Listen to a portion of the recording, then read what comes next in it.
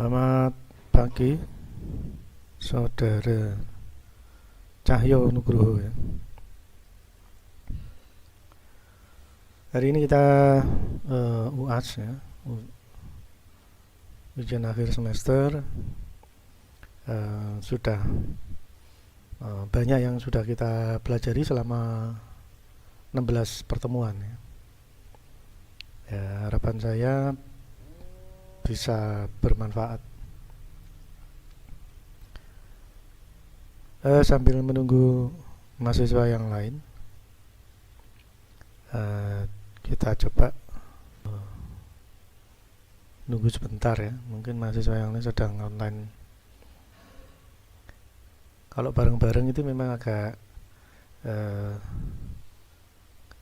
trafficnya padat ya.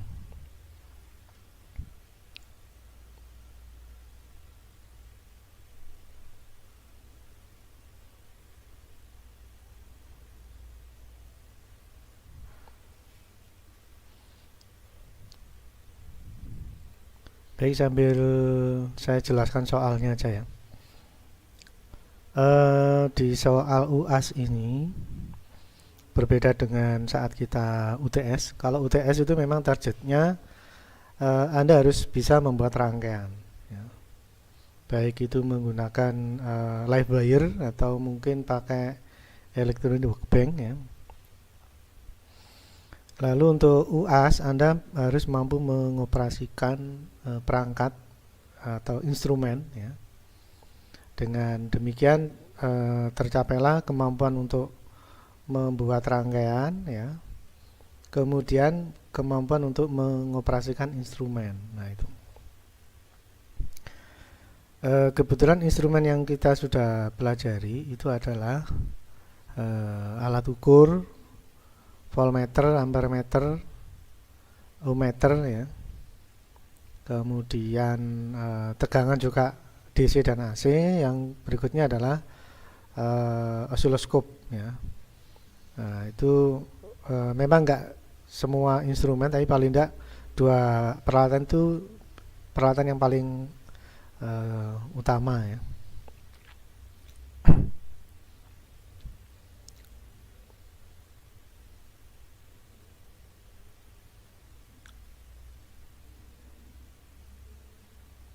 Baik, mungkin ini sudah cukup. Kita mulai. Nah, untuk soal ya, itu saya menggunakan instrumen analog ya. Karena kalau pakai instrumen digital itu tinggal baca, jadi nggak terlalu susah. Nah, karena Anda harus menguasai semuanya, maka yang saya jadikan soal adalah yang analog ya.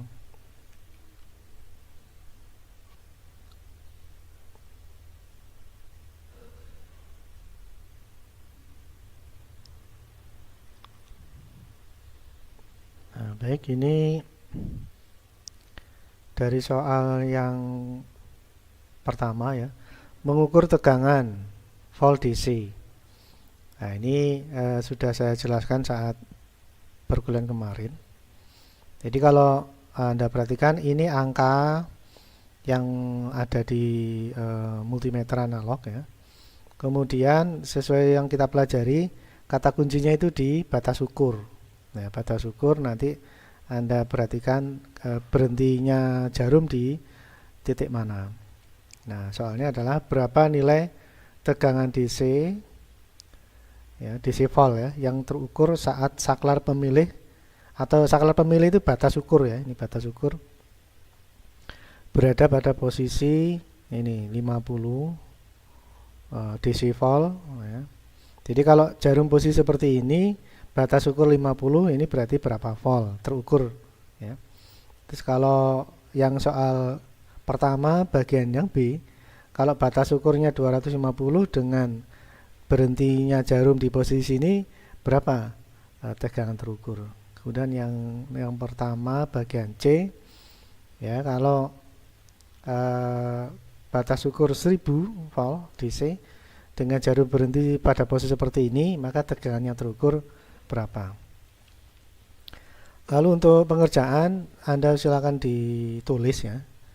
Jangan soalnya yang dilingkari atau diisi, tapi ditulis karena harapannya Anda tahu rumusnya ya. Nanti Anda bisa cari cara pengukurannya, perhitungannya.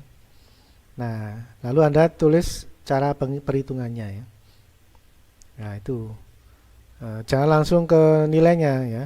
Tapi rumus dan cara perhitungannya untuk mendapatkan nilai itu bagaimana?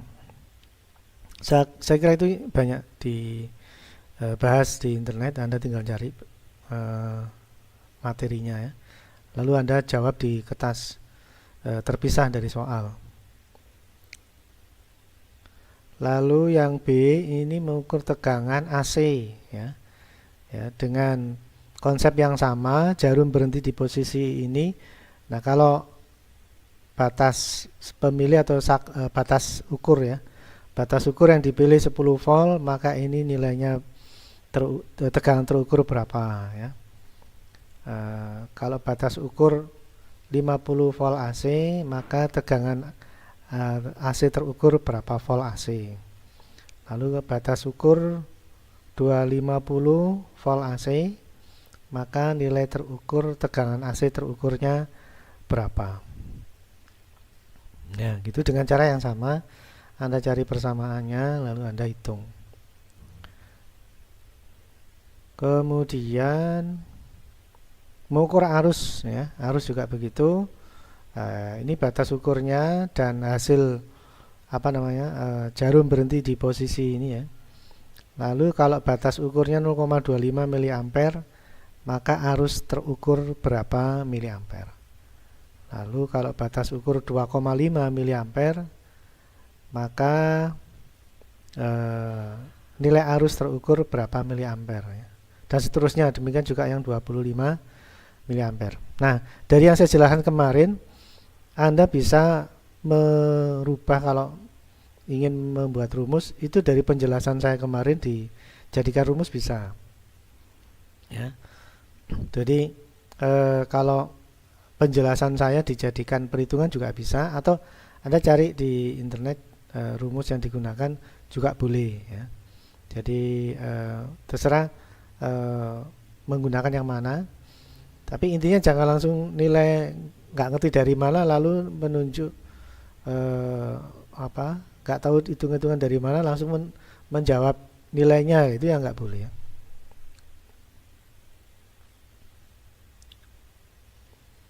Kemudian ini instrumen yang kedua adalah osiloskop.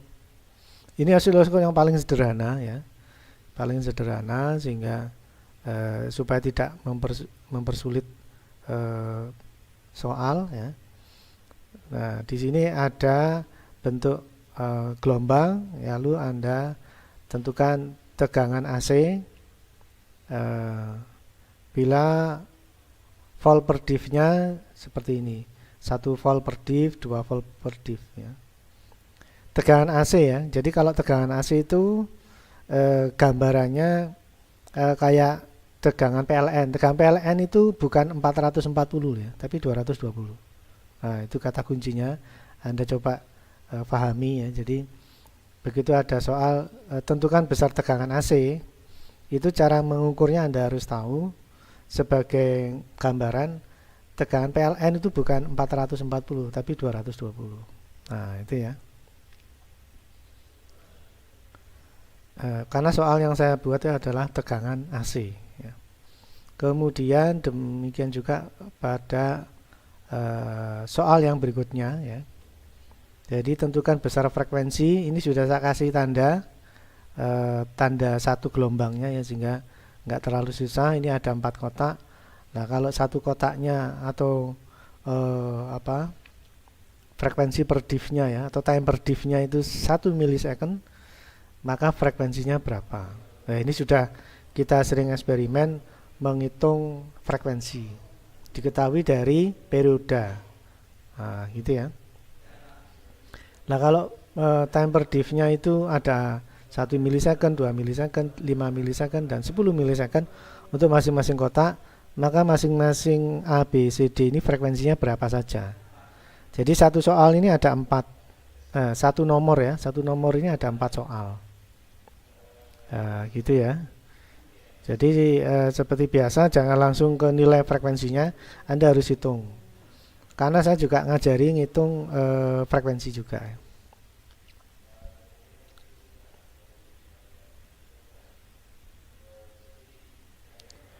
Nah, ini ya, cara jawab. Cari jawaban di internet boleh. Video pembelajaran sudah kita lakukan boleh. Untuk semua soal tersebut kerjakan berkelompok saja. Ya. Jadi saya menyadari tidak semua mahasiswa ada yang bisa, ada yang enggak ya. Maka supaya semua mahasiswa bisa, oke lah Anda cari teman untuk mengerjakan atau berkelompok, tapi maksimal 2 mahasiswa ya. Jangan lebih. Kalau lebih dari 2 itu nggak efisien ya. Yang ngerjakan itu terlalu banyak itu malah nggak efektif. Jadi ini kayak teman belajar gitu loh. Jadi kalau memang kurang paham, cari teman belajar. Kerjakan berkelompok maksimal 2. Nah, gitu ya. Idealnya ya 1. Kalau Anda bisa ngerjakan sendiri ya kerjakan sendiri. Tapi kalau begitu kan saya nggak bisa menganggap semua bisa ya. Nggak bisa menganggap semua mahasiswa paham. Maka bagi yang belum paham cari teman. Maksimal berkelompok itu 2. Paling nggak ada teman untuk belajar lah, intinya gitu. Ya, maksimal 2 mahasiswa sesuai cabang ya, jangan antar cabang nanti ketemunya agak repot kan. Cari yang satu cabang. Kalaupun 2 mahasiswa ini berlain cabang ya Anda atur sendiri cara komunikasinya sehingga Anda cari teman untuk belajar. Dan jawaban ditulis tangan ya. Jangan diketik, soalnya diketik itu dipakai Word lalu dikirim ke teman yang lain cuma diganti namanya lah, itu tidak boleh ya. Jadi Anda tulis, dengan menulis itu akan mengingat ya. Menulis itu sekaligus belajar sehingga mengingat cara menyelesaikan soal ya. Tapi kalau dalam bentuk file itu dikirim ke teman yang lain ganti nama saja lah, itu yang tidak boleh. Kalau itu Anda lakukan biasanya tak kurangi nilainya. Karena dalam bentuk file itu Anda nggak belajar. Tinggal copy paste kan. Wah itu. Jadi ada tulis tangan. Kemudian tulis tangan ya. Menghindari copy paste lah. Lalu kalau sudah selesai semua soal, ada cara menghitungnya komplit ya. Lalu kirim hasil scan foto, mungkin di foto atau di scan boleh, jawaban beserta nama anggota kelompok dalam format PDF kalau bisa ya. Hindari dalam bentuk bentuk yang lain. Soalnya kalau yang mudah dibaca, dikirim lewat email itu yang PDF. Lalu kirim jawaban melalui email, ini email saya, mail2unang@gmail.com. Ya. Semua UTS, semua UAS ini larinya ke sini semua. Dan kasih nama kelompok yang benar ya. Jadi jangan, kalau bisa jangan email yang lain. Soalnya saya filternya itu nama mahasiswa. Nah, seringkali saya memfilter nama mahasiswa tapi kasih nama yang beda. Nah, akhirnya saya nggak ngerti kalau itu pekerjaan seorang mahasiswa. Jadi begitu saya kasih nilai, dia nanya, "Loh Pak, saya kok nilai kok nggak ada." Nah, ternyata emailnya beda nama lah. Ini juga saya nggak bisa tahu kan, emailnya aja nggak tahu kalau itu email dia kan. Jadi kalau bisa emailnya itu ada mengarah ke nama mahasiswa lah gitu. Kemudian lama pengerjaan 4 hari ya. Kan berkelompok. Jadi saya kira nggak terlalu susah. 4 hari. Ya ini hari apa? Hari Rabu ya. Rabu, Kamis, Jumat, Sabtu. Nah, kalau semua bisa selesai, harapannya minggu depan bisa saya koreksi. Nah, kebanyakan ya mahasiswa itu nggak ngumpul-ngumpulkan, akhirnya ketunda. Nah, akhirnya saya nggak bisa ngoreksi, nggak bisa cepat ngisi nilai. Jadi kalau bisa cepet-cepet dikirim ya, cepat-cepat saya bisa koreksi, saya bisa masukkan ke si akad. Karena sering ya nggak banyak sih, 1-2 gitu, tahu-tahu minta nilai, padahal dia belum mengumpulkan UAS. Nah, akhirnya saya nggak bisa kasih nilai. Jadi kalau bisa jangan terlalu lama, jadi cepat-cepat buat diselesaikan ya, lalu dikirim email supaya saya juga bisa segera koreksi dan mengisi nilai di si akad. Soalnya alat ukur itu kemampuan motorik ya sebenarnya. Jadi kemampuan mengukur, kemampuan membuat rangkaian. Maka akhirnya soal saya buat seperti ini. Harapannya Anda mampu mengukur secara matematis dan secara motoriknya itu bisa Anda lakukan sendiri di rumah.